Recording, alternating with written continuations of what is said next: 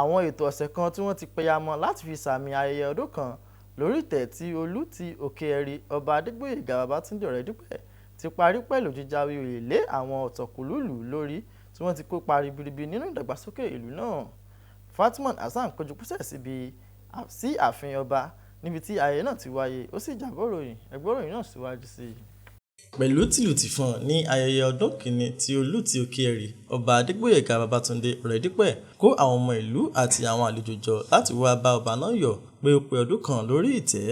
Àṣekágbá ayẹyẹ náà kó fífi àwọn ọ̀tọ̀kùlúùlú jẹ oyè fún ipa ribiribi tí wọ́n ti kó nínú ìdàgbàsókè ìlú náà.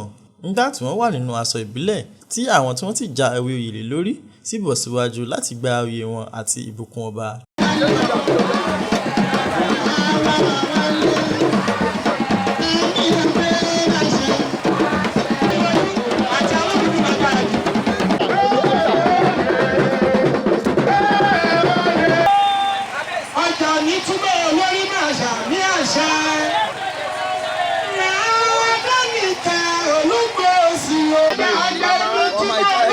Nígbà tí ọba náà ṣe àṣà ìfinijoyè náà, ọba Adégbóyèga Babátúndé Ọ̀rẹ́dípẹ̀ rọ àwọn tí wọ́n jáwé olè lórí láti fi hàn pé wọ́n yẹ fún ipò tuntun náà nípa ṣíṣe ìfarajìn fún ìdàgbàsókè Òkè-Ẹ̀rí. Ọba náà tún jẹ́jẹ́ ìfarajìn rẹ̀ sí ìtẹ̀síwájú àti ìdàgbàsókè ìlú náà. Ó ṣàlàyé àwọn ohun pàtàkì tó wà nínú oyè ìbílẹ̀ nínú mímú ìgbélárugẹ bá ìṣọ̀kan àti ìṣẹ̀sìn àwùjọ. Ìkókó oyè yìí àkókò iṣẹ́ ni láti mọ̀ pé ìlú tùbà ó túṣẹ́.